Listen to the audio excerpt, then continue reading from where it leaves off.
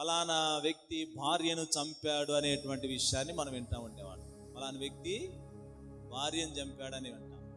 ఇప్పుడు వచ్చే వార్తలు మీకేం వినపడుతుంది నాకు తెలియదు, కానీ నాకు వినబడే వార్తలు మాత్రం ఫలానా భార్య భర్తను చంపింది. ఇప్పుడు భర్తలు చంపట్లా, వార్తలు ఇయ్యేనండి. ఇప్పుడు వార్తలు ఇయ్యే. మొన్నే నేను ఒక వార్త చదివాను. ఏంటి ఆ వార్త అంటే, ప్రియుడుతో కలిసి ఉంటూ భర్త అడ్డొస్తున్నాడని చెప్పేసి ప్రియుడితో కలిసి భర్తను చంపిందంట. ప్రియుడితో కలిసి భర్తను చంపిందంట. నిన్న చదివిన ఒక వార్త ఏంటంటే, అల్లుడితో కలిసి భర్తను చంపిందంట. అంటే ఎవరు చంపుతున్నారు ఇప్పుడంటే? స్త్రీలే చంపేస్తున్నారు. ఎవరిని? పురుషుల్ని.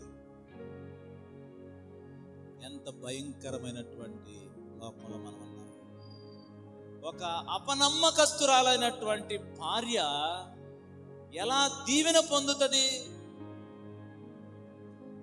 ఒక అపనమ్మకమైనటువంటి భర్త ఎలా దీవించబడతారు? ఒకవేళ ఎంత డబ్బైనా రావచ్చేమో కానీ ఆ కుటుంబంలో దీవెన ఉండదు.